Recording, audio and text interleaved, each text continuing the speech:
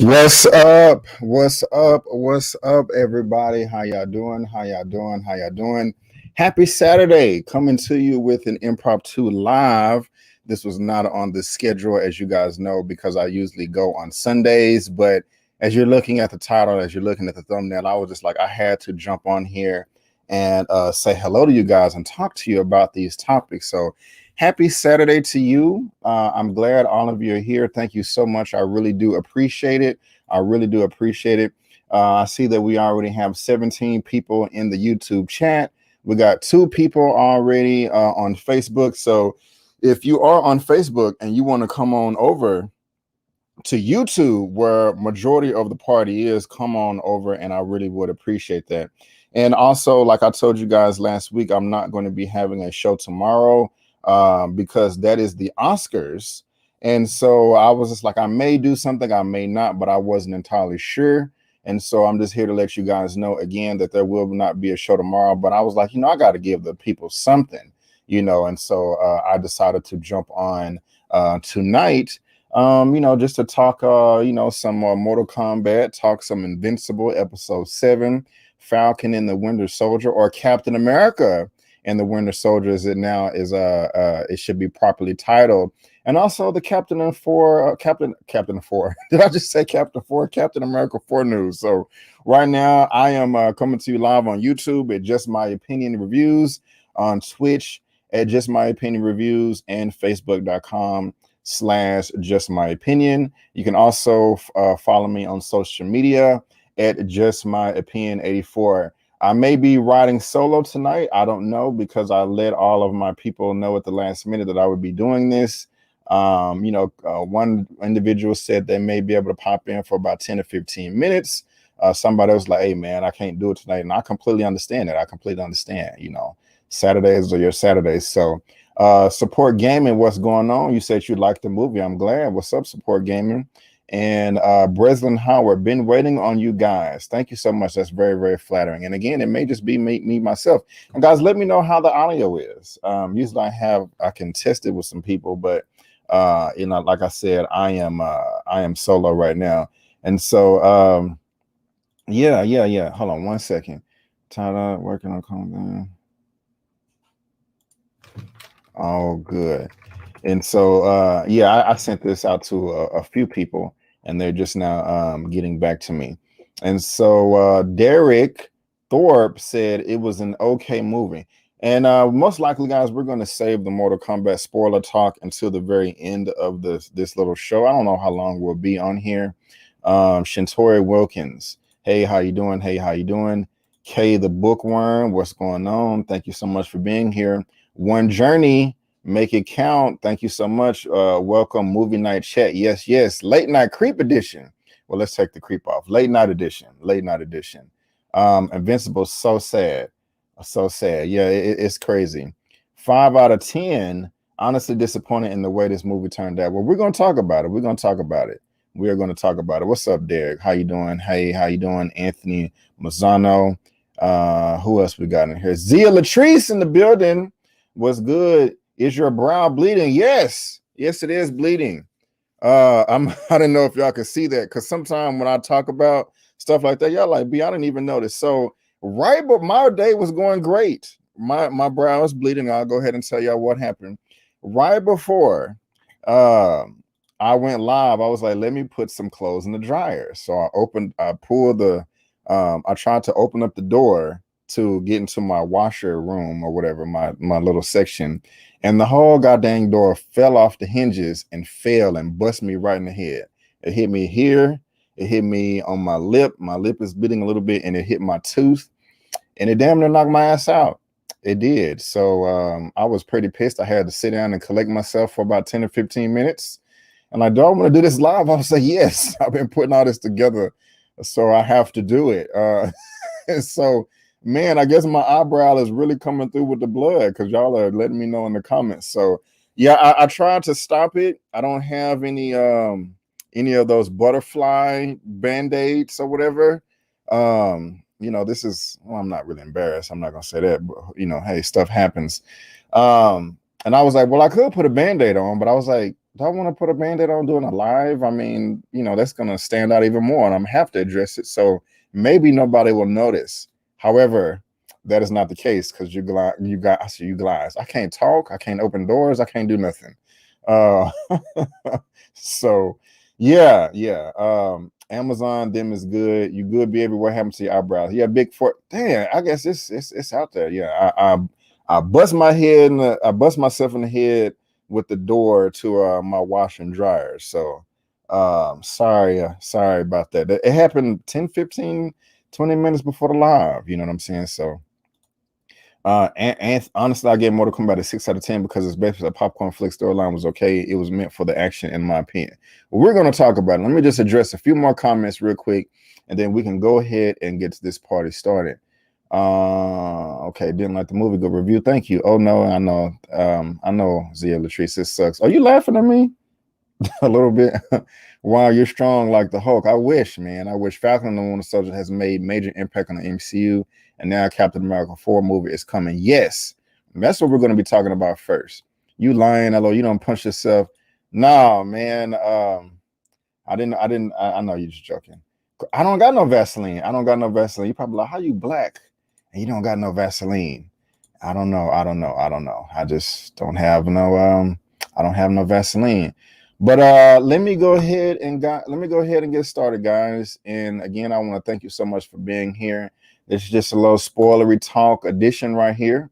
As you see in the thumbnail, it's spoiler talk, Captain America 4 news, Invincible episode 4, and we're going to be talking about the Mortal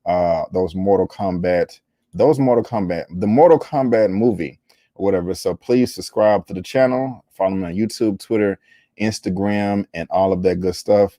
You guys, I would really, really appreciate it. But let me go ahead and bring up the first topic of the day. The first topic of the day is something that I'm pretty excited about. I don't know if you guys are excited about it as I am, but I am very excited about it. I am. Hold on one second. I thought I had this this right here. Oh, okay, it's right there. But guys, that's the first part right here.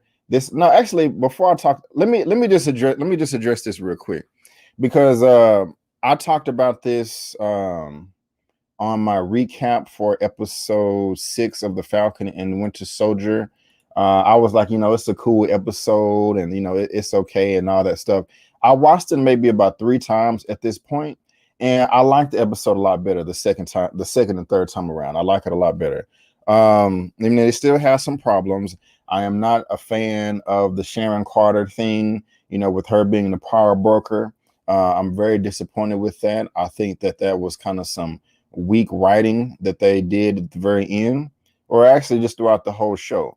However, I do like the show, and I do like Sam taking on the mantle as Captain America. I mean, I just think that's dope as hell. I mean, this is just beautiful to me. You know, he has the vibranium shield, he has the vibranium wings from Wakanda. I like the entrance. I'm still not entirely in love with the outfit. I think I know this is comic book accurate. It is, but just because something looks good on the comic book page does not mean that it will look good on screen. And I'm not saying that it looks bad. I just think it's a little bit more white, little too much white for me. You know, I think this is just some fan made thing right here. But that looks a little bit better. Maybe because blue is just my favorite color, navy blue. And it's just a little bit toned down. It's just not as bright. It's not as loud. So that's just me. That's just me. That's just me. And so I'm really liking the show so far. I like what they did with John Walker. You know, he's now the U.S. agent. I'm still trying to get on board with Val, Julie Louis-Dreyfus from Seinfeld, and all of that. I like the hand-to-hand combat that Sam gave us. You know, with him and Backtrack. I like that he wasn't able to easily beat Backtrack either. You know, so that was just kind of cool right there. But I really did enjoy the show. I like the reveal of the suit. That just looked all kind of badass to me. You know, so let me just see what y'all are saying in the chat real quick. We're talking about episode 6 of The Falcon and the Winter Soldier. And I see a comment there, but you know, we on Falcon and the Winter Soldier right now. Put some rubber tussle on it. For me, I think it's not going to be okay. Anthony Mazzano says, for me, I think it's not going to be a Thunderbolt Ross that's going to be the leader of the Thunderbolts in the MCU, like in the comics. I think it's going to be U.S. Agent as the leader of the Thunderbolts. We're just going to have to see. We're just going to have to see, but that sounds good. That sounds sound to me. Let's see here. Glad you're okay. Thank you. Azia Latrice says, yeah, then making her the power broker was too obviously written. Yeah, it was. It was. I'm just not really buying the whole transition of her being upset and just turning evil necessarily. I just don't like that. I was talking to Eman about that yesterday, and he was like, well, it's been 9 years in the MCU timeline since Civil War. But I'm just like, I don't know. I just still think they could have fleshed it out more. You know, she cannot get mad at the American government for disbanding her, because in Civil War, Bucky killed people. You know, when Zemo broke him out, and Steve and them were helping a fugitive on the run. Even if Zemo did activate him, he still killed people, you know, and Captain America and her were trying to help. And so, yes, they did get a pardon, but they got a pardon because they fought and saved the world. You know, she wasn't there for that. But when she fought and saved, well, Madripoor, or, you know, in this episode 6, she got the pardon. I'm kind of skipping over some stuff here and there, but that's just kind of like the gist of it or whatever. So, Lord Lionel says the uniform needs more blue. I do agree with that. Yeah, it's not camouflage. Yeah. Now, Anthony Mazzano says, whatever happens to the Torres kid, was he one-time cameo in the series, or did he show up in episode 6 and I just didn't pay attention, Avery? I mean, I think he's gonna. If you're talking about the guy, Sam's, the guy that was working on Sam's wings, and like what happened and how did these break, I think he's gonna pop up later on in the MCU as the Falcon. If that's what you mean, I would have kind of been disappointed if he popped up this early in the show or whatever. And so I think Val will lead the Thunderbolts or the Freedom Launchers. I agree. Cordell says that she's a Skrull. I feel like she's working with Val. Yeah. And Val will lead the MCU to the mutant registration. Okay. Well, there you go, guys. And we got 48 people in the live right now. If I can go ahead and give 48 thumbs up, I would really appreciate that. I got 35 right now. And so let me just go ahead and move on to this first news topic that I have right here that has me very, very excited.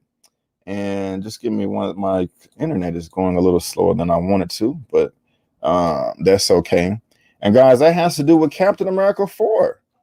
Captain America 4. We are going to be getting a Captain America 4 with Anthony Mackie, and I'm very happy about this. I did not see this news coming at all, and I have the report right here.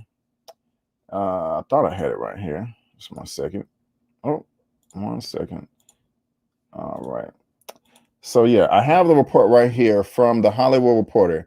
It says Captain America 4 in the works with Falcon and the Winter Soldier showrunner Malcolm Spellman. And this came out yesterday. Spellman will pen the script with Dalan Musan, a staff writer on the Disney Plus Marvel series.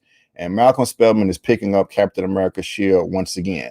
And so, guys, if you're interested in this, there is a full article of this down in the description box below if you want to read that. And so I also have an article link for comicbook.com and also Deadline if you guys want to go check all of that out that talks about this in much more detail. But if you go on to read the article, it just said that Malcolm, this is not going to be a Disney Plus series. This is going to be a movie. It's going to be in theaters like, everything else. And that's just super dope to me. And so if you've seen the final episode of Falcon and the Winter Soldier, you know that Sam takes on the role as Captain America. He actually says it.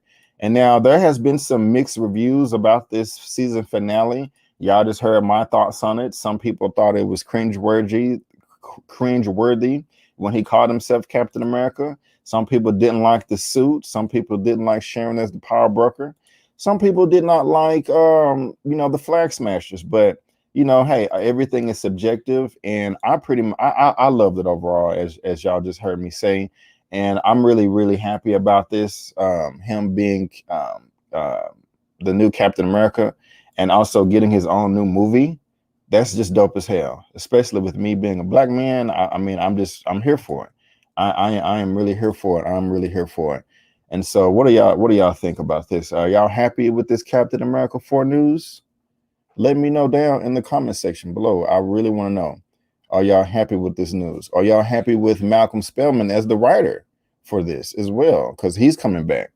Because you could be like, hey, I do want to see Captain America 4. I do want to see Falcon take on the mantle, but I don't want Malcolm writing it. Now, I'm cool with Malcolm writing it, but I am I would like a new director because there were some things in this series that I thought were botched, that I don't think the writer failed, that I think that the director failed at. Like I think it was episode 2 where they pulled Sam over. And the cops like, hey, is this guy bothering you? I thought that scene was completely forced, and so it just really didn't work for me, and so I don't know. But T Dominique 504 says that you cool with it. That's what's up. Anthony Mazzano says yes, that's cool. Let me go back up here. I think I missed a comment or two. There was a whole bunch of predictions saying that they were going to see the hands of the mutants. I'm not like, we're so far off from mutants, man. It's like, I'm honest. I'm not annoyed with you, but I'm just like, people just talk about that too much. It's like, damn, it's coming, like, let's just focus on what we're doing right now. We know it's coming, they're not, even with all the speculation with Mephisto and WandaVision and stuff, you would think that people would kind of like chill out on that. But, hey, it is what it is. I'm happy he gets his own movie. Mackie has never led a film this big, and it should be interesting to watch. Lazia Latrice, I agree with you 100%. I was talking to the fellas and stuff, and I think it was Eman. He was saying, it was like, yeah, that he can't carry a film. And I'm on the fence with that. He thinks that they're just going to beef up the cast, kind of like they did with Captain America Civil War. Saying that, Bucky is going to have a prominent role. Steve Rogers, Chris Evans is going to have a more significant role. And all these people are going to come back because the Captain America story is just boring. But I don't necessarily agree with that. To each his own, everything is subjective, though. I think that it's going to be great because, we get, like, at the end of episode 6, Sam was saying, like, hey, guys, I can feel it now, the stares and the judgment of me wearing the suit.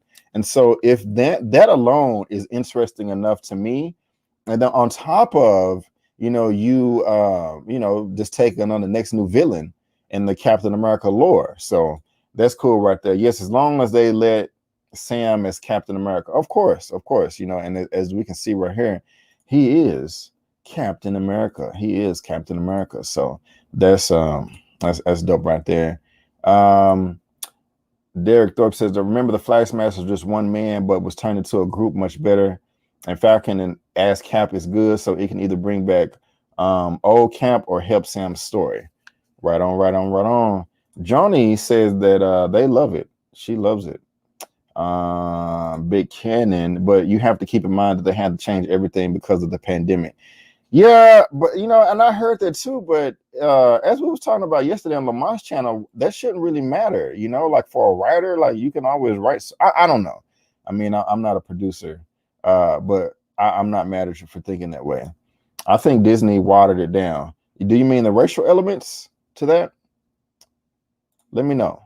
Anthony Mackie is holding it down. Yes, he is. As long as they let Sam shine, I'm sure they will. Ania Plays, did I pronounce that correctly? Says excited as hell. What up, kneecaps? You are silly. If are you talking about that live I did back in February? You was telling me I need to get on OnlyFans and show my kneecaps. Is that what you mean? I'm fine with the writer. I'm fine with the writer writing the script for Captain America. But for the director, I would like to see direct Captain America 4 would be Tyler Clear. And I'm sorry, Anthony, I don't know what you're saying there at the end. Let's see here. The fact that they put so much Black history into the MCU was awesome. I almost teared up when Falcon gave the speech at the end of episode 6. Now, that's cool, BJ. Diane, I didn't tear up during that time, but when they took Isaiah to the museum, to the Smithsonian, and saw his exhibit, I did get a little watery out there. I did. Yes, the racial elements. I got you. Okay. Will Sam have the weapon and Captain America? I mean, I'm sure he will. And so I love Anthony ever since the movie She Hates Me. I know a lot of I love that movie too. And so let me go ahead and bring in my first guest of the day. He may only be here for a little bit, but that's cool with me. And that is Mr. Elliot with Movie Files. How are you doing, sir? How are you doing? Good, man. I'm loving this late night, just my opinion special tonight, man. Yeah, I appreciate that, man. I was just on the couch being a bum, and I was just like, man, I just got to talk about this stuff, you know, and everything is trending, and we got some good topics, and so, you know, I just had to jump on. And so, guys, this is Elliot from Movie Files from is it Missouri, correct? Yeah, I'm living in St. Louis. Yeah. Right on. And yes, sir. This gentleman does movie reviews, trailer reactions, entertainment news, spoiler talks, all kind of stuff. And I know you can only be here for a bit, and so I'm just kind of in the beginning here. How are you feeling about this? I mean, you can brief. I didn't watch your whole 4-hour stream, the Snyder cut. But yeah. But I got a good 2 hours out of it, and I know y'all was talking about this earlier. So if you just want to give me your brief rundown of the season finale of The Falcon and the Winter Soldier, and also just tell me how you feeling about this news that dropped that from the Hollywood Reporter that they're going to be having a Captain America 4 with the same writer, Malcolm Spellman, that wrote The Falcon and the Winter Soldier. Floor is yours, sir. Yeah, man. So the finale, to me, it was a bit of a mixed bag in regards to, I think we all can agree to it. It felt a bit rushed. There were moments, Sam's moment with his new suit didn't sit in the scene long enough. I wanted to kind of really embrace it. I felt like it was kind of anticlimactic. I think of the whole Bucky thing, talking to his friend and revealing, that he was the one responsible for the missing of his son and ultimately killing his son. In moments like that, just felt like it just went by a little bit too quick for my personal taste. But then you look at the second half of the episode, which does focus more on Isaiah Bradley's story and kind of tying that back into the loop, as well as just kind of opening the door for seeing Sam having that speech with Congress and the senator. And even though I felt that speech, that moment felt a little bit kind of after school special, it was still a powerful moment. What he was saying is something that, kind of resonates within the culture and the world that we're living in, especially in the U.S. with regarding the government and things of that nature. So there's some highs, there's some lows, there's some really, really big lows regarding Flag Smashers and Morgenthau and all that stuff, and the reveal of the power broker, and it just felt like it was a lot being thrown at the finale. But hopefully with this announcement of Captain America 4, this was maybe a setup for a continuation of what we got, that maybe some of the shortcomings from this finale. So a bit of a mixed bag for me when it comes to the finale of this the show. I got you, man. And just real quick, let me grab this super chat real quick and I will reply. What a money reside, what a money reside, what a money reside, what a money reside. Okay. Well, Zia Latrice, thank you so much for the $9.99 super chat. I may fall asleep soon, but keep up the good work, Brendan. Thank you so much, ma'am. I really, really do appreciate it. Go ahead and get your beauty sleep. And Elliot, I hear you, man. I disagree, but I hear you. You have, you're not wrong in saying, how you feel. I happen to enjoy it a little bit more. I was kind of bummed out the first time I saw it. I was like, yeah, it was a cool episode, but I think I've seen it about 3 times now, and I like it better the second time around. I'm not a fan of the whole Sharon Carter power broker thing. That was extremely bad for me. Yeah, it was. And it's so funny. They planted that seed from the first get-go. We just never thought it was going to be that easy. We thought it was going to maybe be a bigger bit reveal, but they've been telling us since day one that it was going to be her. So, but I got you. I wasn't a fan of the execution. How you feel about this costume though? I like the suit, man. We were talking about it earlier. I'm not a big fan of like the goggles and the ear piece and all that stuff, but everything kind of neck down looks really solid to me. And of course, those Wakandan wings and Red Bird being brought back to life. So I think we'll probably see some modifications when it comes to him in the big screen. I think they're going to probably do like a little bit of more of a polish it up a little bit more for when we actually see him. Because again, for those that might have never seen Falcon Winter Soldier, when they see him again, they're like, whoa, where'd the suit come from? So I think there might be a tweak or two just for those that watch the show, but also those that miss the show can maybe kind of really take it in, this new suit. Because again, I thought they kind of brushed over this new gear that he got. I got you, man. And again, how are you feeling about this Captain America 4 news? Does that do anything for you? Get you excited at all? Very excited for this because I do think there were elements in this show that probably could have played better and fleshed out more in a movie, which it normally would be the opposite. You would think in a TV show you would flesh out more things, but I think the movie would be more focused on, if this was John Carter, for example, or John Walker. I think if this was a movie, we would have had just John Walker being the main priority, not the power broker and Backtrack and Zemo and like 4 or 5 different villains, where the film, you're kind of really focusing in on the narrative and having a little bit more of an A point to a Z point versus TV show and the rewrites and all the different things they want to implement. So I think the movie would be able to key in on what the show maybe wasn't able to do because they had so many different storylines they tried to wrap up, which unfortunately I think some of those storylines, Flag Smashers being one of them, didn't wrap up in my personal taste. So I'm excited for the movie news, man. I just want to say who's the director's going to be. The Russos, are they coming back, or someone new with Marvel? Right. I do want somebody new myself. Yeah. I wouldn't want. I mean, of course, yeah. Well, I'm fine with the Russos coming back. I just don't. I don't want. I don't know if I want the director that did the Falcon and the Winter Soldier coming back. I forget her name. Yeah. She just didn't do it for me. Like I think y'all talked about this too. There was just like a bot that opening scene. Not the opening scene, but the scene on episode 2 with the police. And like the police brutality or whatever. That or not brutality, but just, hey, is this guy bothering you? That scene right there really bothered me. And it was just some other things that I don't think that she handled that well. I could be wrong as far as like where the blame goes. Right. But, is it more the writing or is it the directing? Yeah. Right. So I mean, it is what it is. But as long as she doesn't come back, I'll be fine. But let me go ahead and move on to this next thing right here that has to do with Chris Evans, and this is very interesting to me. I have this what is this second topic right here, and I'm very surprised by this, guys. But it looks like hold on, where's it at? Looks like he's back. Old man Steve is coming back, and I'm very, very excited about this. I didn't expect this at all. With him, having 2 separate projects that don't necessarily have to do with each other. And this is coming over from comicbook.com. It says Marvel is developing Chris Evans' Steve Rogers return and Anthony Mackie's Captain America 4 report. Again, guys, there is a link down to this article down in the description box if you want to read the full thing.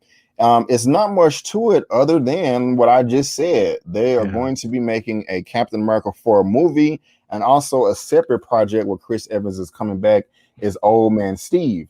This is dope as hell. I'm very, very excited about this. I mean, this is the best of all the worlds put together because I want to see Captain America 4 with Sam taking on the mantle to follow up that story. But I love Chris Evans and Steve Rogers. He's great. He's a great character. And so with him, I mean, I just think this is perfect. You know, on top of all the other stuff they have going on in the MCU. I mean, I am overjoyed with this news. So how you feeling about this? I guess I'm still trying to figure out because I know a couple months ago the word got out that they were having negotiations with Chris Evans, and he came out and kind of debunked that on his Twitter or whatever. You know, the whole cliche, "Oh, it's news to me." Like, okay, right, if there's smoke, there's fire type of situation. But I don't know what to wait. So I guess is this would it be a movie just focusing on Old Man Cap or him taking back the time, the Infinity Stones back to the different timelines, or would it be a separate film that happens to include Old Man or Steve Rogers involving, I don't know, Secret Invasion or him working with close to Nick Fury and maybe being the head or the director of sorts. So I guess I'm confused on what else is left in his story, the Old Man Cap. I think that this is going to be his introduction of him coming back to the MCU as the younger version of Steve Rogers. I don't know if I like that, Brandon. What? I don't know, man. What do you mean? So an alternate, a multiverse Captain America being brought? No. So I mean, like it would be so. Even though Iron Man is dead, he's coming back in the MCU in some shape or form. We don't know how, but he is going to come back. And I feel that the same exact thing is the case with Chris Evans as Steve Rogers. I feel that he's going to come back somehow in the MCU as his younger version. And if I don't know how they're going to do it.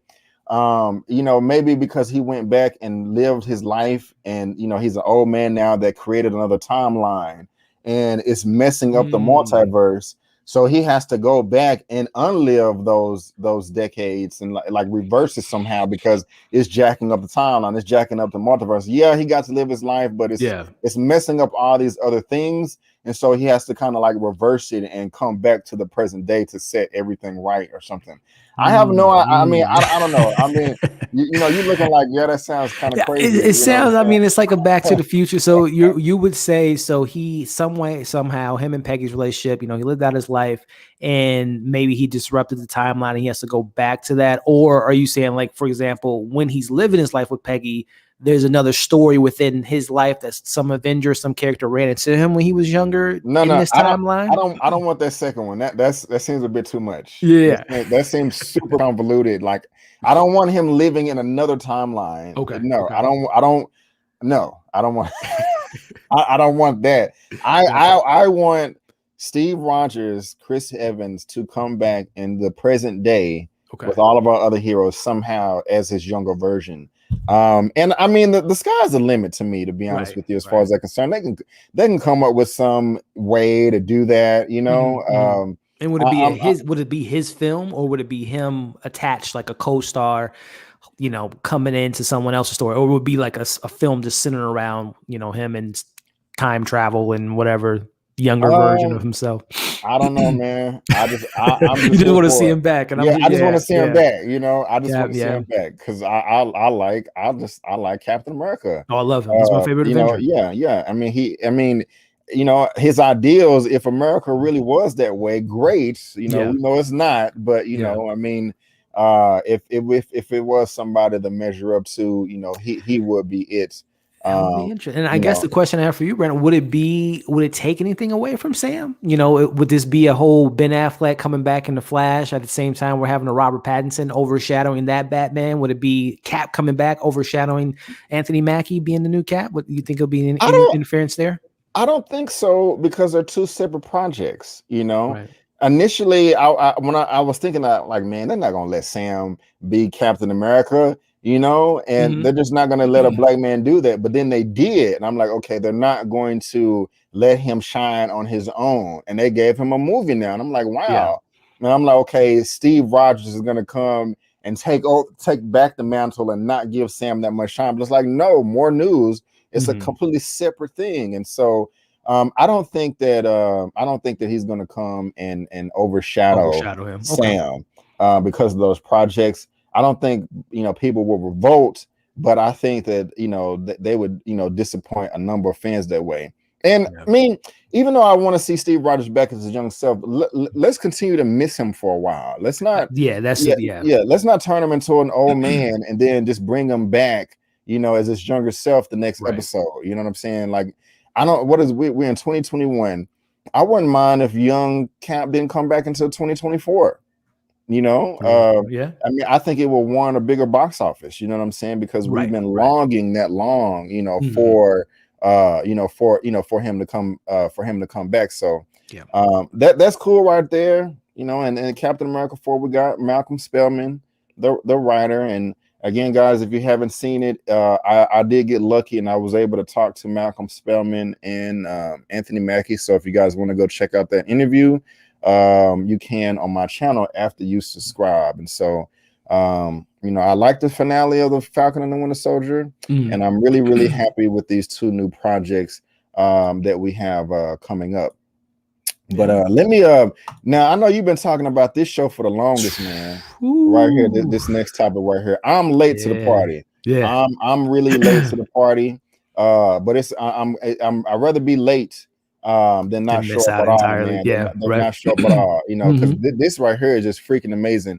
And I guess this is the third topic right here, but let's go ahead and talk about it, man. Invincible episode 7. My goodness gracious, this thing was off the goddamn chain. Like, man.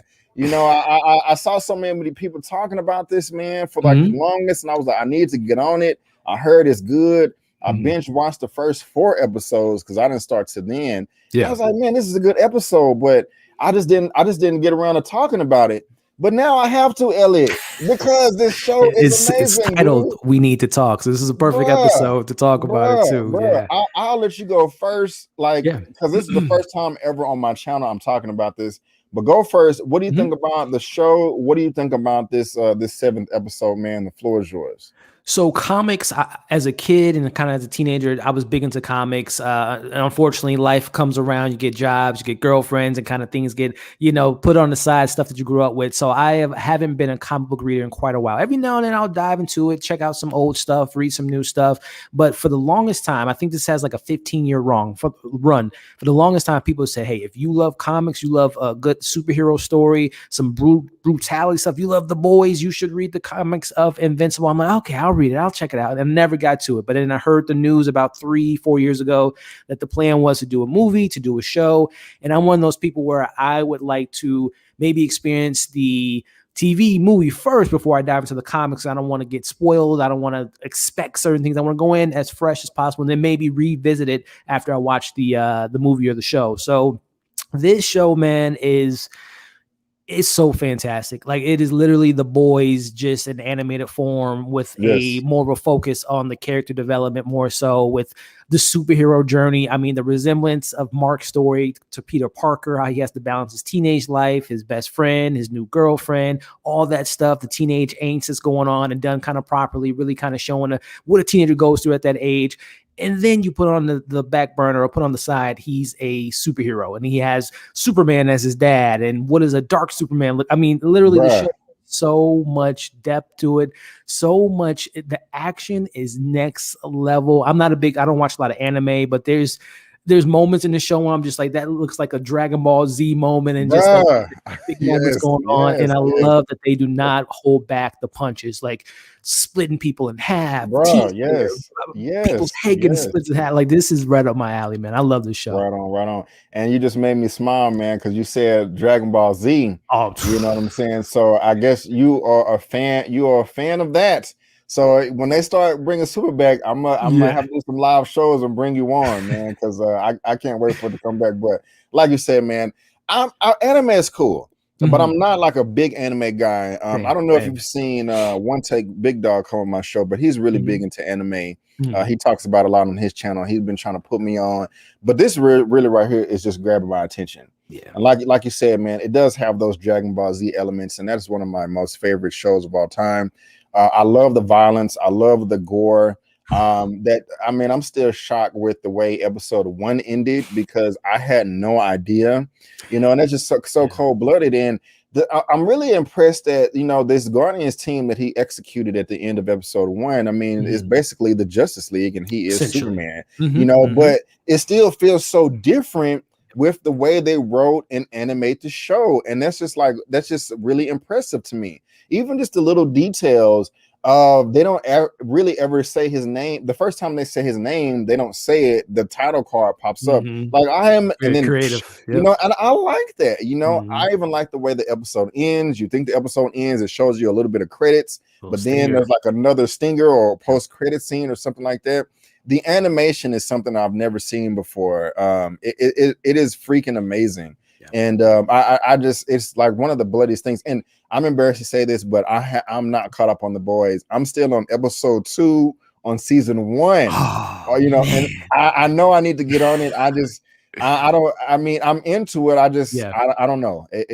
I don't have any excuses or whatever, man. But this episode right here, this was very disgusting to me. But I like that this robot character is getting more. And again, guys, I'm not an expert on the show, so I may get some characters' names wrong and stuff like that. And but hey, it doesn't matter. But the episode is called "We Need to Talk," and I think that's the perfect title for the episode, especially with the way it ended. But I had no idea this was coming up right here. That robot is getting a new body, or this is his real version or whatever. And so that was pretty cool right there. The fact that you have these I thought I had the picture ready, but I guess not. Those 2 blue clones, the Mauler twins. I don't know the name. I really do like them a lot. I really do. They're funny. They come across as like, oh, here they are. They come across as like dumb jocks, but no, they're very intelligent. Like damn near genius. Well, no, they are geniuses. They're growing bodies from scratch. You know what I'm saying? It's too bad that they were locked up in prison, but that's just an interesting contrast to me. I don't think I've ever seen any type of entertainment to where you have they're geniuses, but they're stupid at the same time. It's weird. Like how that ties into that ties together. But I like everything that has to do with him. And I guess this is the new body right here of what is his name? Is it Robot? Is that his name? His real name is Rudy Connor. Rudy Connor. Okay. Cool. But and we still have to figure out what his story is, because he's very, his whole relation to being kind of interested in monster girls. They can relate to each other, that she's in this body and has this monster side of her. She's 20 years old and a 12-year-old body, and the same thing goes with Rudy here, where he's a 30-year-old trapped in a baby's body. So it's so weird, but I love it. I think I'm gonna watch this again after I end this stream, because it's just that good. But I'm loving everything. Other than Superman and Lois, I can't remember the last time I seen like a father-son type duo like this. I like the Peter Parker reference that you had. I like the relationship that he has with Eve as well. I just think all of this is just absolutely perfect. And I was really curious of how the revelation was going to go, that everybody knows that Omni-Man is the villain, that he's the one that killed the Guardians. I really wasn't cool with her slapping him in the face like this, doing that scene. But I get it. I really like, what is his name? Silas? Is that his name? Cecil. Yeah, the director of the GPA. Yeah, I like him. He kind of reminds me. He's awesome. He kind of reminds me of just a more a different version of Nick Fury. Yep. With all the handles, all the powers, no everything. Nonsense type of guy. And he's kind of an a-hole, but he has to be. And like when at the end when they're fighting this, I forgot the name of it, when they're fighting this thing right here, and what Mark is in the teeth of the monster, And she's like, cancel it off. You know, Mark's in there. He's like, I can't do that because we have to stop Omni-Man. You know, I know he's about to kill your boy, but he's also about to kill the person that murdered all the Guardians. And so I'm just like, damn, like the mission becomes a priority more so than the emotions. He can put that aside and focus on the mission. I love that about Cecil. And we know that's crazy. Like, I think that's a mother's worst fear, to have your child being eaten by a monster. But I think she literally, and to watch it at that, I think she understood. She was like, you know, look, I don't want to kill your son, but your husband is murdering people, and nobody can stop him except for this big ass beast right here. You know what I'm saying? So I just love that. I love everything going on with these guys right here. Guardians of the Globe, Black Samson, you know, all of this. I mean, even though we got the Justice League from the original Guardians, but this new Guardians is completely different. Yeah, this is like Teen Titans or something. I like that. Yeah, and you know, just real quick, man. You know, that didn't work. You know, I felt sorry for the dude that blew up the house. Oh, Donald. Yeah, man, I thought he was gonna rip his spine out for a second. Yeah, but I RIP to Donald, man. That was a great character. I liked him. That didn't slow him down. They got this big ass plasma ray coming down from the heavens. That didn't do anything, you know, and like Omni-Man is just that badass. You know? I love Cecil says that was a $400 billion nosebleed. It reminded me so much of Thanos when Iron Man he using all his resources, all this stuff, and he just barely scratches Thanos' face. So I love that moment. Exactly. $400 billion nosebleed. This was even cool too, right here. Cecil, it's Cecil, right? Yep. Okay, Cecil flexing on him with his teleportation. You know, I thought he was a gunner when he was about to do the little thunderclap, and you know, but he still was able to get out of there.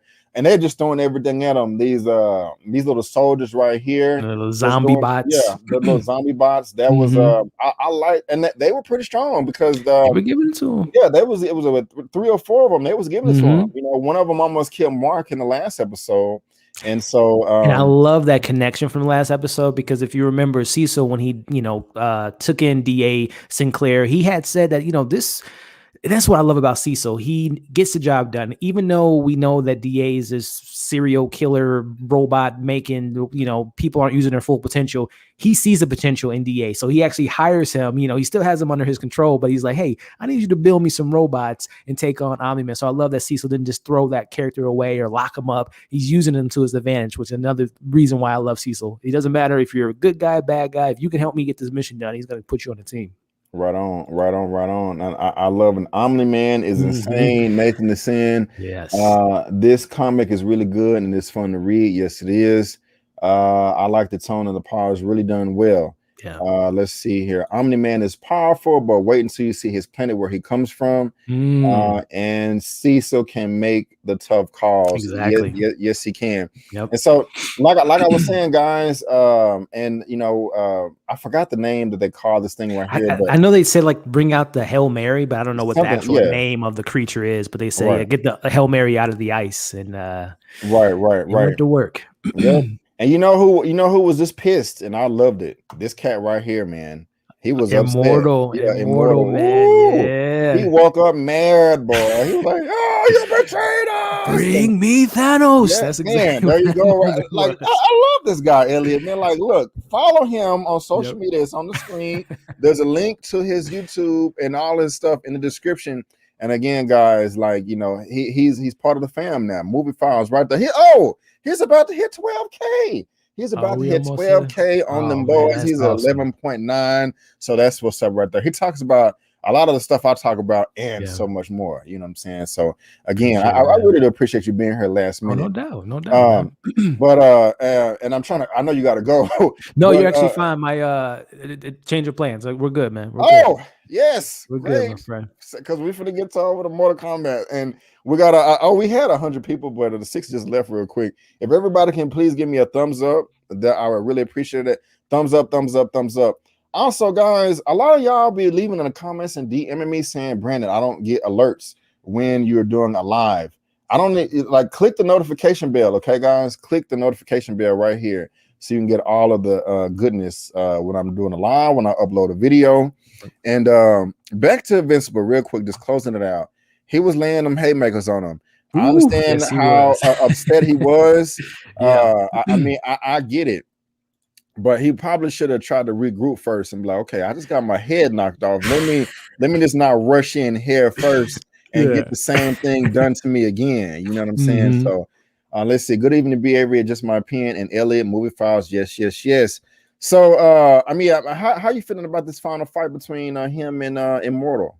That was a Dragon Ball reference I was talking about. That Yeah. reminded me so much of like a Gohan going. I mean, just like it was just like so epic, and also to just understanding, seeing there's still. I don't think that Immortal is dead. I think if they can attach his head back on his body and he's able to come back, they can put his his top half and his bottom half back together. You're Especially if right. Cecil get Yeah, him in his hand. So yeah, good point. I Good love point. that moment that we get that flashback. It again alludes to that he's going to be back because this man has made it through. We see he's made it through the Stone Age, through the Victorian time. So he's going to be a pivotal player moving forward. But just seeing that fight, I mean, teeth getting knocked out, blood everywhere. We see the finishing blow, or at least we think it's the finishing blow, with Omni-Man putting his hand straight through his, right through his torso.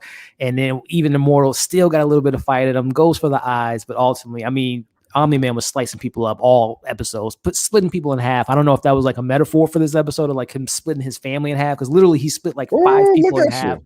Hey man, I'm trying Ooh, to diving look at deep you. into this stuff, the Yeah. metaphors, and I know but Yeah. he was splitting people left and right, man, and seeing him just chopping Immortal in half, man, and the world saw that. Amber saw it, William saw it, the whole world saw Omni-Man murder someone they thought was dead for 8 months, but he's died twice now in the hands of the same man. So I love that. it's so fantastic. Yeah, It's so fantastic. I love the way they did that. They had the whole world see it, and just the tension that was built up in this episode of them trying to stall and get to Eve and Mark faster. And it was like they was using all of their resources, all of their might, all of their strength to the utmost degree to get this done. And it was like I was tense, bro. I was like, same here. Shit, you know what I'm I saying? was Like, on the edge of like, my seat the whole episode. He's like, okay, teleport me to Mark and Eve right now. We can't. The Leviathan or the thing just took up all the teleportation power. He's like, well, God damn it, make it work. I'm like, yeah.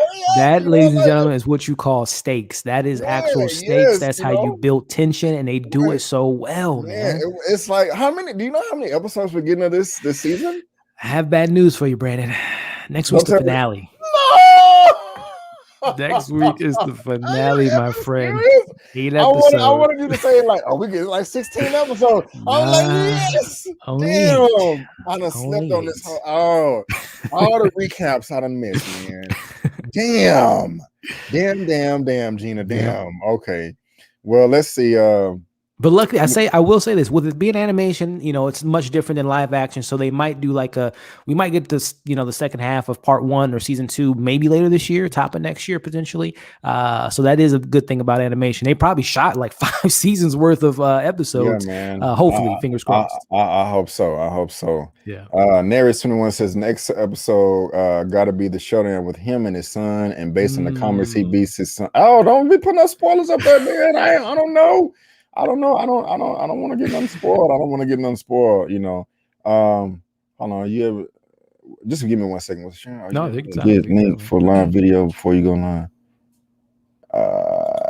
But the link for both. Hold on, man. I'm sorry. No, you good.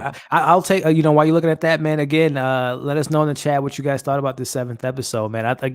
I thought, like you said, Brandon, the stakes were there. I felt like it was a ticking time bomb in regards to Cecil getting Mark first or Omni-Man, and it was great, man. And again, going back to even Robot's character, I think that was just like such a cool moment in regards to, for the longest time, I thought that Robot had some like evil intentions and wanted to take over the world or something, but he just wanted to impress a girl. He just wants to have a normal life. So I love that that's kind of the greatness of that character, that this whole time I'm thinking he has like a bad plan going, but he just wants to, relate and be a friend to, or more than a friend to Monster Girl. So I love that moment with Robot, and excited to learn more about the character. And real quick before, and sorry about that pause. No, Eman was asking me about a link or whatever, so I had to address that real quick.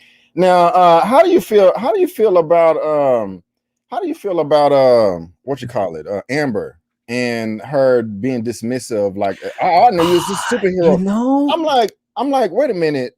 You can't expect. She's like, I knew you're a superhero, but you didn't trust me. What the hell is he supposed to do? You can't get mad at him for not telling you that. But anyway, go ahead with your I thoughts. gotta admit, Brandon, I like that moment because I like Amber number one because at first I thought she was gonna be kind of a one-dimensional, stereotypical. You think she's just a pretty girl, but she has brains, she has wit, she has a little bit of pushback to her, and I thought they were just gonna kind of play on that, almost kind of like a Mary Jade or MJ or Michelle in Spider-Man, where she's just kind of nonchalant about things, but she has a little bit of bite to her, and I like that bark that she has to the character. And Zazie Beetz is doing a great job in that role, but I like the fact that she knew it, but yet she still gave Mark chances. And what I love what the show is doing so far is regarding to trust and not trusting your significant others and believing in them, in the same time that Amber and Mark are going through their kind of, early relationship problems and Mark not trusting, telling her who his identity is.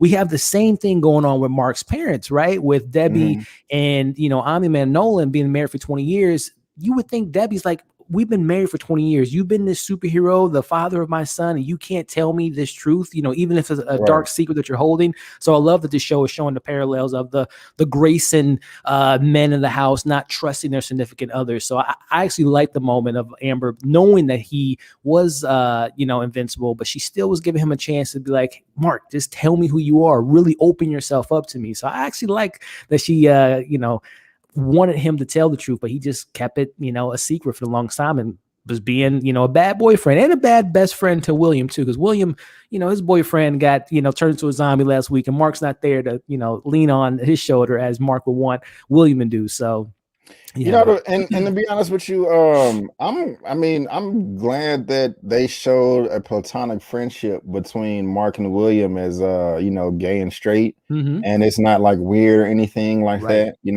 That's cool. I personally only have one friend in my life that's gay. We've been friends for about 6-7 years. I just don't. Of course, I've been around and worked with him and stuff, but like actually a friend that I talk to on a consistent basis, and he appreciated this too, and I sometimes feel some type of way about like when the Batgirl news dropped, or the Batwoman series dropped on CW, and there was the way it was announced, like our first gay, that was the headline. Yeah, and I'm just like, why is it the headline? Like just make the movie, and if she's gay, just have her be gay or lesbian in the show. They didn't make Invincible and be like Invincible, and we're gonna have gay characters in it. I mean, they just have a gay character. Happen to be that's just part of who they are. Just everyday natural. Yep, right. That's such an interesting conversation too, Brent. Because there's so many. I even think of like. The announcement with the Pirates of the Caribbean, the first female-led. It's just like, why can't just great actors being in the role, and even with the they do that, the Star Wars led.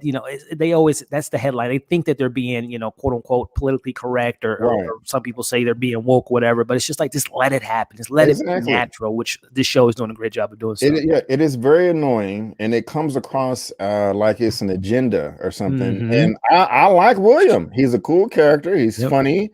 He's a good friend. I have no problem with it. So I just kind of wish it was like that more often. And, because gay people exist. They've been here for forever, what I'm saying? So anyway, let's see. Before we move on to Mortal Kombat, just want to, the biggest, real quick. I do have a quick question for you though, Brandon, in regards to why do you think Omni-Man killed the original Guardians of the Globe? And I haven't read the comics too, so I don't know what the whole his beef is with them, or someone brought up that wait till you see his world come into the mix. Is it a kryptonite situation where he wants to bring the Vemonites or whatever where he comes from to Earth, or like did he find them to be a threat? Why do you think Omni-Man killed Guardians of the Globe? I have no clue. I don't know. Just a bad day at work. Yeah, just something. But I'm very eager to see though, man. I'm very eager to see. Same. But yeah, I have no idea. But guys, it's come down to the final topic of the day. What you all have been wanting to talk about. There you go. Yes. Been waiting on this for the longest time. They delayed it for a week, and it's out now. It's out this weekend, and I am overjoyed. I have no idea how Elliot feels about this. It could be the best thing in the world to him, or he could think it sucks donkey balls. I don't know. But let's move on to the final topic at the top of the hour, and that is the Mortal Kombat spoilers talk. Yes, and all of its spoilery goodness. And again, guys, if you if you didn't know, I do have a review for this on my channel, and I believe Elliot does have a review for it on his channel as well. So if you haven't seen Mortal Kombat yet and you don't want to be spoiled, I strongly suggest you turn the video off now, because we are going to get into all of this spoilery goodness. And so I'm gonna pass to you real quick, Elliot. Yeah. How did you feel about Mortal Kombat? And your there was my thumbnail, and I just wanted to show you that real quick. Yeah, love it, love it. But how did you feel about this, man? And spoil all you can. Mortal Kombat, man. So what did I think about it? So look, the headline, the word around town, and a lot of people have been using this word, and I think this word is a good way to describe it. At points, it's fun. It's a fun movie. It's a video game movie. It's based on a video game. What to expect. It's not an Oscar-winning type of story, whatever the case may be. We just want to come there for the fights, the fatalities, some good references to the video games, and just have a good time. And for some of the movie, I did enjoy myself.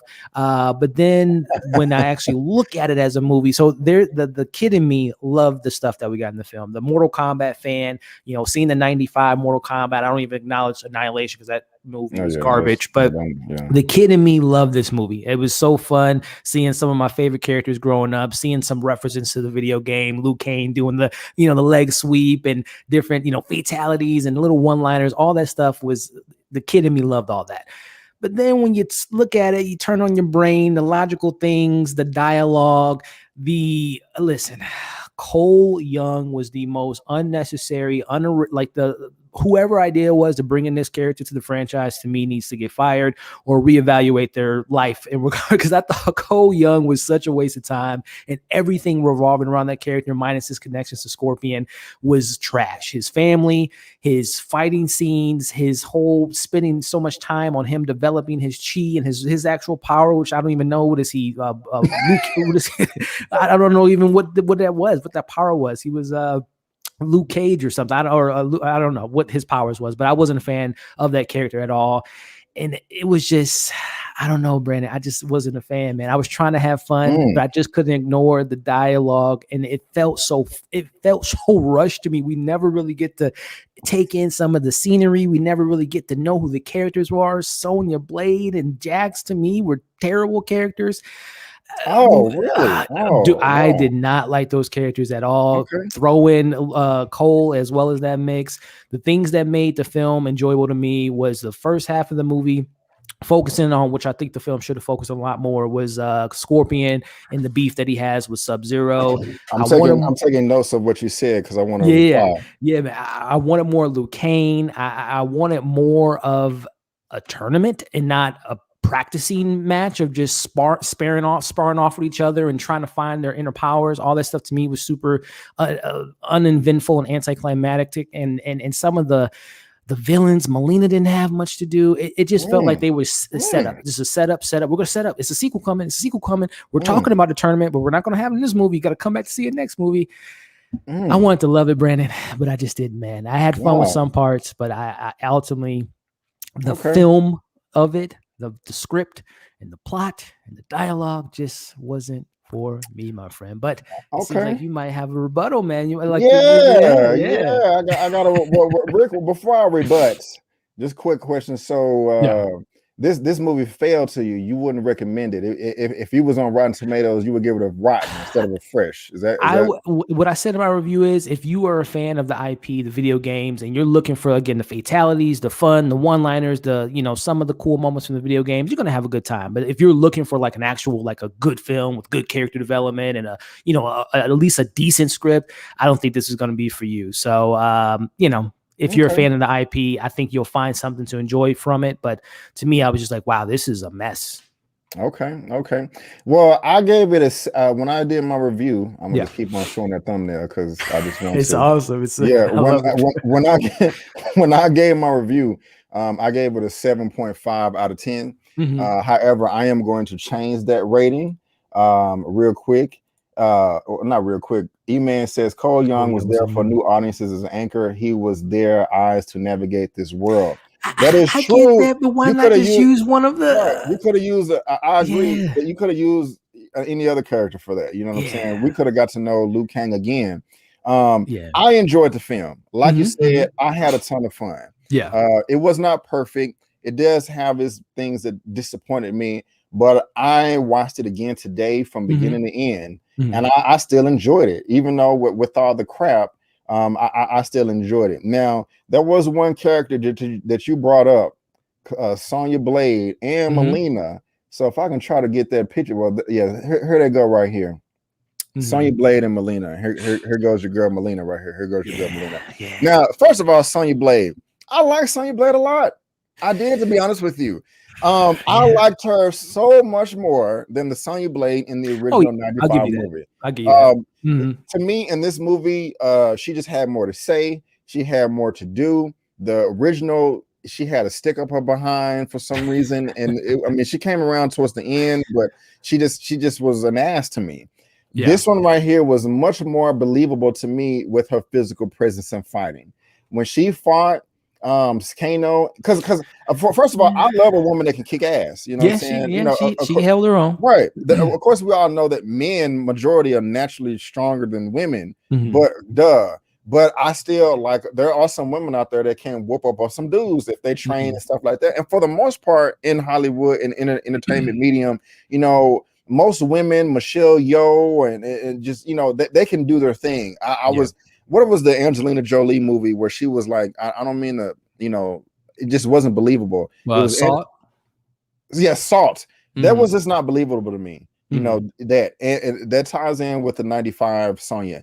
This, she held her own when she fought Kano in the desert, and I thought I had that picture. It was believable. I was like, man, she can really kick this person's ass, and I believed it. I liked the exposition that she had with Cole Young when Jax was like, hey, go to West Street or whatever and look for Sonya Blade. The whole exposition thing with the base, and you know, like Mortal Kombat, and they had all the stuff up on the wall, and then her fighting the little reptilian thing. I loved all that from Sonya, and I thought she was my least favorite character to like at this point before I started watching it. She was my least favorite, but actually being one of my favorites in the movie. Now the acting was not the best coming from her character, but that's half of the cast. It's not just her. You know, Cole Young was one of the people that was sucking it up in the acting too. But I really did like Sonya Blade. I really did like Sonya Blade. But I will agree with you on this though, man. We did need more Liu Kang. Yes, we did. You know, he's a crowd favorite. You know, everybody loved Liu Kang, so I don't know why we couldn't get more. Now, what we did get with Liu Kang, I did like. I thought that was cool. I love how he was using the fire and all of that. You know, I mean, like I said, I just wanted more from him. And I like the whole Incarna thing of how all of the world's champions, how they got their power. Like the Incarna, just that lore, that mythology, or whatever you want to call it. I like that. I thought that was cool. I thought that this makes sense to me as to how these human people, how they're going to be able to get powers. Well, if they're chosen and they unlock it, you know, then there they go. I mean, I like that. You know, how you feeling about that? That to me felt a little bit underdeveloped in regards to really kind of explaining that, you know, in regards to finding the inner power, and again, just seeing, like, for example, which someone mentioned, and that's another positive. I don't know. Some people might be on the fence of Kano, but I thought that he was one of the better characters in the film. I found, you know, when it came to the cheesiness and the one-liners, his jokes to me were kind of funny, especially when he develops what he can do, as we can see on the screen now. But going back to just kind of developing the powers again, I thought that when we saw them training again, I was thinking that we were going to get a tournament in this film, but you know, we clearly didn't. But them finding their inner powers, and Sonya, the whole film is like kind of being tossed aside because she doesn't have powers, and she obviously takes her power and gets it from Kano, and we see her, you know, doing her Sonya Blade thing from the movie, or the video games. But I don't know, I felt like that whole plot could have been a little bit more ironed out. I got you now. Okay. Let me start from the beginning real quick, and I don't want to keep you here forever. No, I hope you can agree with me on this. Hopefully, we can agree on something. I think that this scene right here in the opening, it's the best part of the film. Okay, thank God. Easily. Thank God. Like I said, it's the best beginning. I was in the stream. No, I wasn't gonna do that. But yes, this was the best part in the whole movie right here. Yep. It was just, excuse me, it was just absolutely fantastic. Everything about it, man. The color palette, the cinematography, the music, those bright, vibrant colors, the whole set design, the costumes, the effects, The acting, like the acting. Yes, because these two gentlemen actually can act. You know, they led the show there.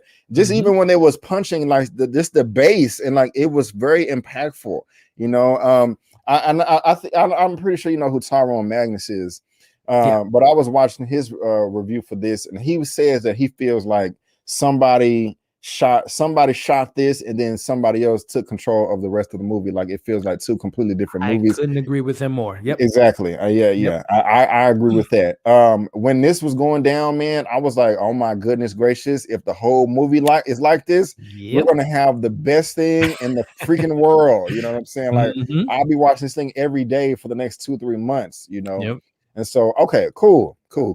I couldn't agree with you more. They were the best parts. They were the best parts of the film. Whenever they were on screen together, first off, foremost, they're hand to hand. I know there was some martial arts, like I know Liu Kang. I think he's actually knows karate. I think the gentleman that plays Cole Young, Louis Tan, he knows, you know, he can hold his own in a fight. And I think he's a stunt man. He started off as a stunt man. So a lot of them knew how to fight. But to me, they were the best fighters. The choreography was cleaner. And I just felt the tension. I felt the hatred. I felt this rivalry that they've had for centuries. But everything else, like you just mentioned, I thought that was the tone for the rest of the film. But no, the very next scene, we meet Mr. Trash Cole Young's character. And that's it was just down here from there when we focused on him and his family and his daughter, who I thought was his sister for half the movie. And then it was like, oh, is this a stepdaughter? And like, this is your family? No chemistry at all? Well, I actually thought this scene right here was actually pretty good.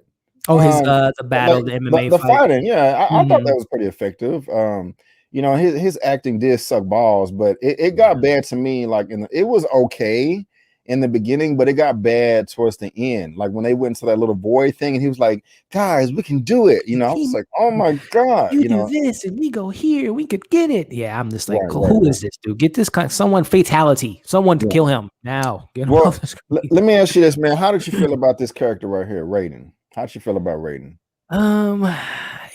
He was fine. I mean, he wasn't really. I mean, he's in the movie, but he really doesn't. I don't know. He just felt he was just a sideline most of the movie. He couldn't interfere with gods, and interfering with the tournament and all that stuff, and teleporting people from here to there. I don't know. There wasn't enough for me to not like the performance, but also wasn't enough for me to like really be like, oh, Raiden was so badass. I felt like he was just kind of like meh for me personally. Now for me, the way he entered and left the scene was dope. At the very beginning when he took the baby and teleported away, I absolutely loved it. I thought that was freaking fire. Let me grab this real quick. Hold on. $10. Let me make Eman happy real quick. Yes!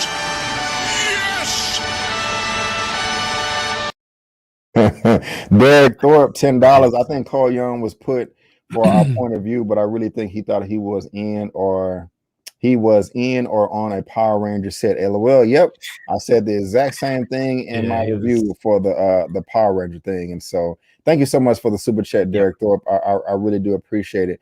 I did like I said, I liked all the Raiden stuff. Like as far as the abilities, but the acting was pretty crap. Yeah. It just wasn't good, unfortunately. Now, like you said, we do agree that Kano. He was funny. He had me rolling. Yeah, he was. I was laughing when they had him chained up and the lights cut off because the reptilian creature was coming. He was like, "Hey, get me out of here! I can help."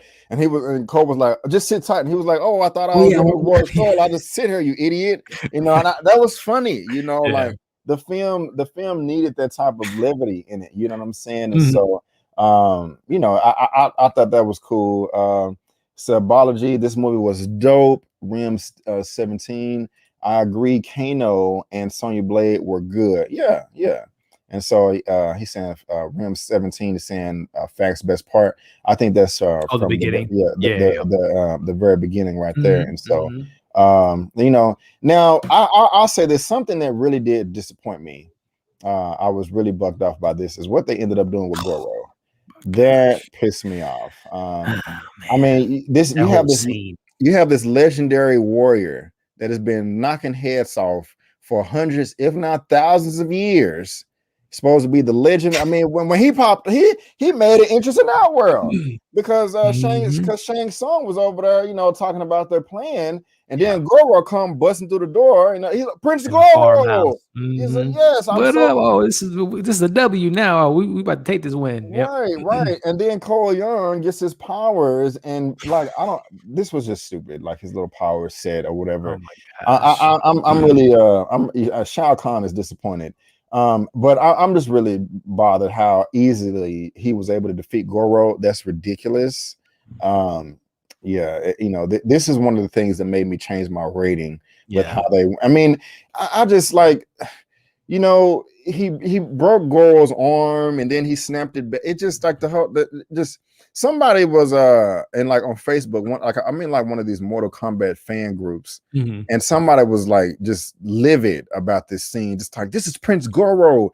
His wife and daughter wasn't even afraid of him. They treated him like he was a stray. Like they looked at him, they weren't afraid. They looked at him like he was a stray dog. They were acting like that was like a wild raccoon in the backyard. Right. Opposed to like a 4-armed monster from another realm. You know what I'm saying? And I couldn't agree. I couldn't disagree with that. You know what I'm saying? And so, you guys are night owls. Yeah, we'll probably go to bed after this. I don't even.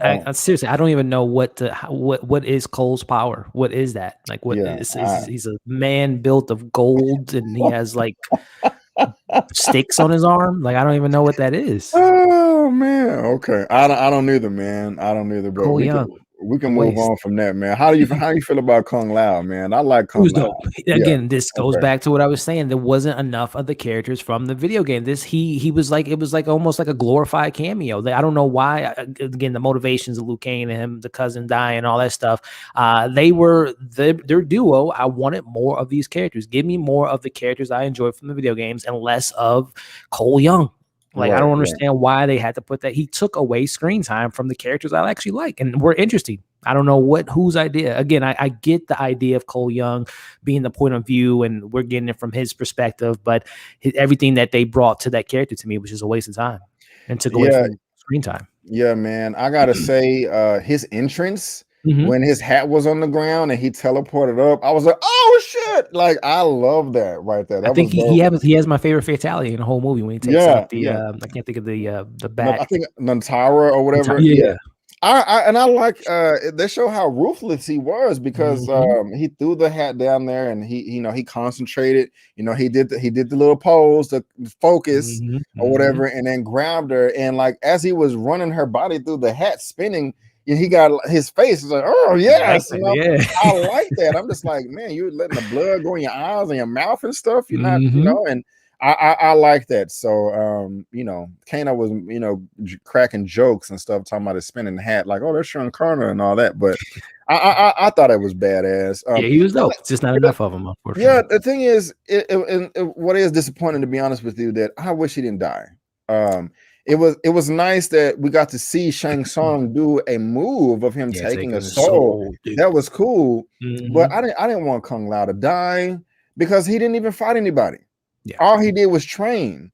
And I mean, he fought the Natara bad person, but that was really, he just really didn't fight her. He kind of just dodged and then threw her on the hat. He'll be back though. I think he'll be back. Because with the whole, your death is just the beginning. So I mean, he might come back not as a hero, but I think he might come back on their team next film that they were setting up the whole time. Cool. And I know how you were saying about you wanted a tournament. I did too, but I think the reason why I'm giving this film a pass as well is because I know it's coming, and they made it blatantly obvious that we're going to be getting a sequel. And so that's cool in the game right there for me. I was like, oh, we're not getting it. I mean, I like the build up that we got. So I mean, I'm cool with it. The pre-game before the actual big game. I just wish it was just I don't know. I think there could have been room and a story to be told with the tournament being involved. Of course, like you said, they're going to come back with it next year. And of course, we got the stinger with Mr. Johnny Cage coming in the mix. But I just felt like, I don't know, just the practicing, the training, all that stuff to me just kind of fell flat. I got you, man. I got you. Should be more MK character. Jax, we gotta talk about Jax. Oh yeah. We definitely are. We definitely are. Before we get there though, how did you? I like Cabal is not a character that I'm just like one of my favorites. Yeah, I'm saying. Yeah, but I mean, I would have preferred him be more serious, given the what we're talking about. But he was still funny to me in this. It's like, oh, he's about to get his soul sucked, and he's like, what the F? And just kind of just like lays his desk like, well, what's up, Kano? What's going on, you piece of shit? yeah. I don't know. I liked it. It was funny to me. How you feel about what's his name? Cabal. He was okay, like you said. His comedic relief. Him and Kano had some pretty good bars. Their back and forth was pretty comedic. The fighting style to me, again, a lot of the, I don't know, man. Maybe this is just me, but I thought a lot of the fight choreography was kind of not great, to say the least. Besides Scorpion and Sub-Zero, and like you mentioned, that the MMA fight that we got at the beginning was pretty solid. But everything else to me was just so kind of just like clunky and just Hollywoodish. Like I was wanting some really good hand-to-hand combat fights, but I didn't get a lot of that. And Cabal and him and Liu Kang fighting, obviously the moment with the dragon coming out was cool, but he was okay. Again, my issues lie within Cole Young mostly as the most trash of the trash characters in the entire film. Okay. I ain't mad at you, man. Now, something that was dope to me was like, and I said this in my review. I was gonna bring the picture up again, but I'm not. I said this in my review, like, in the old game, we know that right when they're trying to finish him, the characters are in a trance going like this. I'm just like, okay, of course that's not practical in real life. That doesn't make any sense. But dude, they were able to execute that in this movie, and I have to say I'm very impressed with that. Because Liu Kang did the bicycle kick and knocked him in that tar pit or whatever, and he couldn't move. So he wasn't necessarily doing like this, but he couldn't move, and he was kind of just like he was kind of stuck, like what the fuck, And then he came with the dragon, and I'm just like, that was I liked it. That was a fatality. I loved it, man. I loved it, and so it was corny, but I'm a corny guy, you know what I'm saying? So I really did like that. And guys, we got over 100 people in the live right now. If I can get 100 thumbs up, that would be great. Thank you so much. And so we're coming up to the, we still got to talk about this boy right here, your boy Jax. Your boy Jax. Yeah. Little T-Rex arms over here. Yeah. I like Makai Brooks. I was happy with the casting. I thought that was Shao Kahn at first, and then he just looks good right here. He looks good, and when he was fighting. That was dope. And I even liked the battle that he had with Sub-Zero at the beginning. I didn't that was a pretty intense scene. I like that scene, that he was able to fight back just a little bit. But like you said, man, the T-Rex arms, that was weird. And then the way it grew into the full mechanical like arms with the whole in corner thing, that was stupid. I did not like that at all. That was weak to me and underdeveloped. How did you feel about that? That fight on the bridge, and remind me, what was that character's name again? That he fought? Rykor or Rykon or something. And actually, I think go back to your point with Liu Kang and the whole like wobbly, and didn't that character do that a little bit? Like they were kind of like. He finished him, clapped his head off or whatever. That fight to me was a little clunky. When I mentioned like the choreography to me, that fight scene, like the camera was so close up, I really couldn't see that. It felt very, with Jax, it felt very robotic, if I'm being honest. That fight choreography to me was a little bit lunky and a little bit clunky for me in regards to this. I like the fatality, obviously, and all these they work. But that seems a little weird. And Jax, again, was a character that just kind of felt forgotten about for most of the movie. He was under he had this moment with the Rock and his T-Rex arms, but I don't know. Jax was a little underwhelming for me personally. Those arms really got to me, man. It was just like that. It looks like Deadpool from Deadpool was at 1 or 2 when he lost his limbs and then came back growing in all small, but he was all right. That character's name is Ryko. I've never Gotcha. even heard of him before. What was that? Like what did he have? Like a brick on him? I don't even know what his weapon was. It was kind of silly. Yeah, I don't know. Some type of sledgehammer, like a loaf of bread. Or something like that. Let me grab this real quick. Thank you so much for the super chat, Soccer, for the $10. What a money reside. What a money reside. What a money reside. Okay, before you. Thank you so much for the $10 super chat. I do appreciate it. And just real quick, I should have been playing this for the super chat. Get over here! That is Ed Boon, Classic, guys. classic. You know, he's the creator of Mortal Kombat. And Yeah. so how do I get this picture down? I'm hold on. Jack's taking over. Yeah. And so yeah, but I like Jax. I just didn't like the how it The transformed arms. into the T-Rex arms until the full-blown arms or whatever. That was just kind of weak to me. But we gotta talk about this final battle here. You know what I'm saying, with Scorpion and Sub-Zero. Best parts of the movie. These two people right here. Should have been the Now, movie. while I did enjoy this final scene between the two of them, I still think that the intro battle between them was a bit better. Yeah. It was just better choreographed to me. Yeah. This and was plus, too. It didn't have Cole in that scene, so that always makes it better too. I ain't mad at you, man. But just real quick, how do you feel about Sub-Zero overall, like in this movie? He again with obviously the movie is what it is. He should have been as he was the main villain per se, but I really think that they should have just had Sub-Zero. The movie should have just been him taking out, if they're not going to do the tournament, him going to different parts of the world, taking out these champions. That would have been fine with me, this whole movie. And again, there was a part of the movie that he was absent, which to me was like, again, the weakest part. Whenever Sub-Zero and Scorpion weren't involved, I kind of was a little bit uninterested in the film. But Scorpion was on a mission. He was the Terminator. I love the score that they gave him. He was menacing. I felt the fear. Like I would not want to be in a dark alley with Scorpion on looking, or I should say Sub-Zero looking for me. I thought that he was fantastic. I love that actor, by the way. He's tied into all the Raid guys and all the films that he did on Netflix. He's a brutal fighter. I love his choreography. So I thought that Sub-Zero was fantastic, man. Again, I wish the film, it was just him being the main killing machine for most of the movie, and not, all the other stuff that we got with the villains. Yeah, I am a little bit disappointed that Cole is the one that killed him. It's just like this dude is an assassin, been doing this for hundreds of years, and this dude just gets the marking, and he's able to I don't know. It just, I was kind of bummed out about that.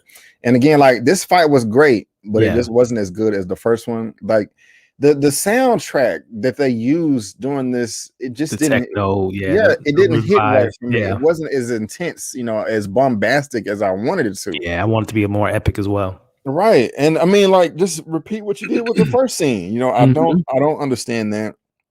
But even though it was choreographed well, I thought that they were telegraphing things too much. You know what I'm saying? Because I study martial arts. I look at martial arts. I mean, it is in my blood. And so I want it to be tight and crisp. And even though some real martial arts, it can be like a dance, this seemed like more of a dance to me. In the end, it didn't suck. It just could have been better. But did it make sense to you how Cole was able to activate Scorpion? So the blade, so I don't know how that he works. had the blade, obviously he was given the blade by Raiden, and I can't remember, did he cut Scorpion with it, or Sub-Zero, and that activated him to be summoned from hell? Or he tried to cut Sub-Zero twice. Sub-Zero took the weapon from him and was about to stab Cole, and Cole caught it with his hand, and his hand started bleeding. So I'm thinking maybe the blood activated or something, but that was a bit weird. I know Eman talked about that as well. So I don't know. That's kind of the only thing I just didn't really care for. Yeah. How Sub-Zero been killing everyone, and they found the boy gonna get exactly. Yeah, I don't know why he didn't just kill the family in the house. I don't know why it was like this taunting game to bring them to the studio. Right. Acting was terrible, and no surprise. And I think Cole bled on it. Okay. Activate the blade. Okay, so the blood, and that makes. Okay, I guess it makes sense. They didn't explain it, but we wrote the film. We can write it better. We could, I guess, just put two and two together, I guess. and just before we head out, man, I just have to talk about Shang Tsung again. I liked him, and the reason why is he didn't want to waste any time. He was like, man, F this. I don't feel like following the rules. We have an opportunity here to seize the day, and he is showing up everywhere, just wrecking shop. No, we're gonna kill you now. F the tournament. Yeah. So that just kind of I like that. but it doesn't make sense to me. Like why Raiden didn't? I would have hit up him. Hey man, Shang Tsung down here tripping. Right, You call know, the like commish. he breaking the rules. Out Like of the tournament don't control. start for 3 weeks. Can y'all come and handle your boy? Or something like he didn't. You know, I'm not like, why are you not? I mean, he said something like the elder gods are too lazy to come. But I'm just like, you know, what's going on with that? Eman says Scorpion's return was a whack plot hole, and the trailer spoiled that final scene. That is true. That is true, Eman. That is true. Cell phone is dead. That's a funny name. Shang Tsung was basically doing what the bad guy from Wacky Races used to do. By cheating, he was putting his guys in a bad position. Hey, you know, I don't know what Wacky Races is, but I'm not sure what that is either. Yeah. Cole Han's blood was the reason. Okay. What would you have do if I wanna? What would have any of you? I cannot read today. What would have any of the good guys do in a one-on-one fight with Reptile? Probably lose. Probably lose. Yeah. Probably lose. And just read one more. Shang Tsung is a bad guy and will do what he needs to do to win. I'm fine with it. Right.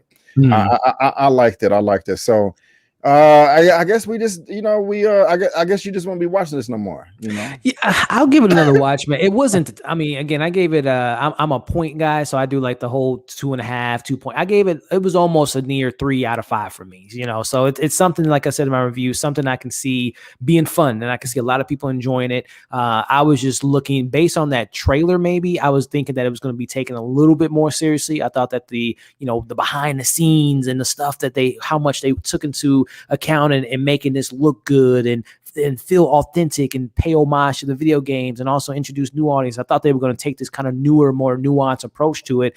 Not saying it was going to be Oscar worthy or anything of that nature, but I was just expecting a little bit more better dialogue. I was hoping for better acting. I was hoping for a little bit more of an interesting story. And I personally feel, I'm going to watch it again, but I felt like it was so rushed. Everything just went by so fast. And I can appreciate about that a film, which like is not taking its time. It's like, we got to get here to here. We're going to get you. But it was just too much going on. It was just moving at too much of a fast pace. I felt some of the choreography wasn't as clean as I wanted it to be, especially with so many of these actors actually knowing hand to hand and martial arts. So it's fun. I can see how people love it and had a fun time with it, but as a film for me, man, it just felt so incomplete. I had more fun with the, Godzilla versus Kong, and a lot of that stuff was kind of, forget the humans. The plot doesn't have to be that good. But they did a better job at giving me what I wanted, unlike Mortal Kombat, because they gave me Cole Young, and I didn't want Cole Young at all. And Cole Young's coming back for the sequel, and man, they should have just ended them in this film, man. Yeah. I hope Sub-Zero is not dead. But if he comes back, because I know there's more than one Sub-Zero, and maybe his brother will come back. And I know that one of the Sub-Zeros becomes like Noob Sabat or something. And also like Quan Chi, like Scorpion later found out that it was actually Quan Chi that murdered his family, and he tricked them to think it was Sub-Zero.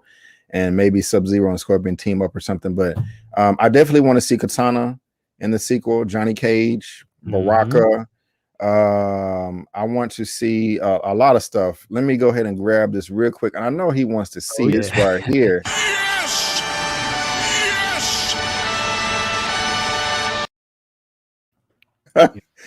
Amen. $20 super chat. This is a great live, and I love the discussion, fellas. Now play my clip. LOL. Thank you, my brother. I really do appreciate that, man. I really do appreciate it. Thank you so much. And y'all go. Eman. He has a review up on this on his channel as well. Very cool, brother. He pops up on my movie news show that I have each week. There's a link down to his channel in the description box. And again, you can also head over to his channel tab. Help this brother out. He is the main driver of the bus for the hashtag recast T'Challa. Yes, sir. He did a live on Friday for Falcon and the Winter Soldier, and I think sometime in the next couple of days, maybe the day or tomorrow, his full recap for the season finale of their show will pop off too. So show this brother some support over there. Well, God, that'll. I'm trying to think. Is there anything else I want to talk about with Mortal Kombat? Are you excited for the Johnny Cage? I know they said they want to put a big time actor in that role, and a lot of people are theorizing. Ryan Reynolds is the first name that came up for a lot of people. Are you excited for that character? I am excited for that character. I don't know if I want to see. I don't know if I want to see Ryan Reynolds play. Ryan Reynolds, yeah. Yeah. I mean, I like Ryan Reynolds, but I don't. Yeah. I don't want to get sick of him. You know, like Mhm. he's doing too much right now. I mean, Yeah. not too much. He's doing enough. He's doing enough. He's doing Yeah. enough. So And all his characters starting to feel the same. right. Yeah. Yeah. You took. Yep. I'm pretty sure you've been feeling that way for quite some time. Yeah. You know.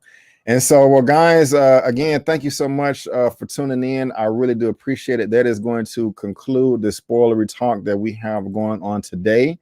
And Elliot, I want to thank you so much, man, for being here, especially last minute, man. Hold on, real quick. I'm tripping. I didn't get my new rating. So we got to go back. So I gave Mortal Kombat a 7 out of 10. No, I gave it a 7.5 out of 10 the first time I saw it. Gotcha. And in that review, I said I was going to probably raise my rating, but I think I'm gonna lower it to a 7. Gotcha. A 7 out of 10. I was thinking maybe a 6.5, but I think because I watched it again today just to make sure I remembered everything. I still have fun. Everything that you said, I can't argue with, but I still had a good time. I was still entertained. Yeah. And I still will probably watch it again from beginning to end within the next week or so. So that's just me. That's just me.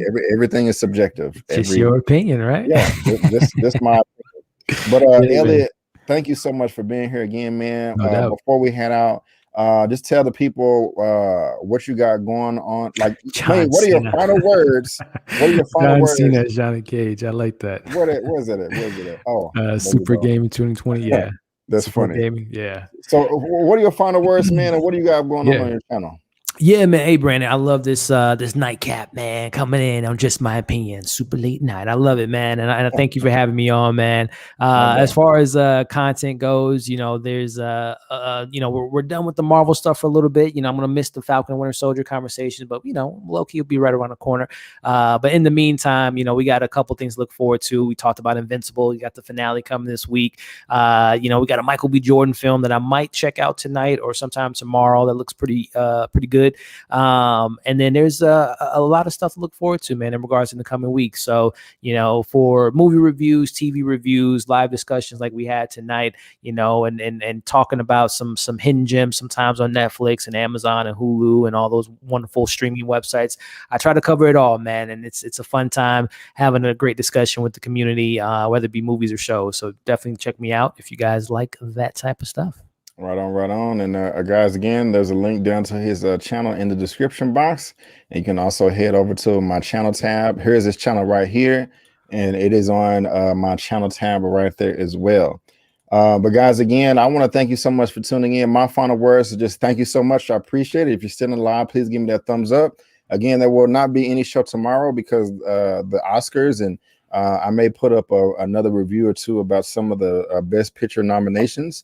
And also I have a review for Without Remorse that I'll be releasing next week as well. Nice. So that's something y'all can look forward to. And I also will be doing an episode 8 breakdown of Invincible because hey man, I would love to let me know if that's a live you think about doing or something like that. I'd love to be a part of that conversation. Cool. Well, it's in the books. So I will be doing it, sir. Thank you so much. But guys, again, I just want to thank you all so much for tuning in. And before you go, don't forget that my name is Brandon Keith Avery. That is Elliot, and that is Just Our Opinion. Peace out. See you next time.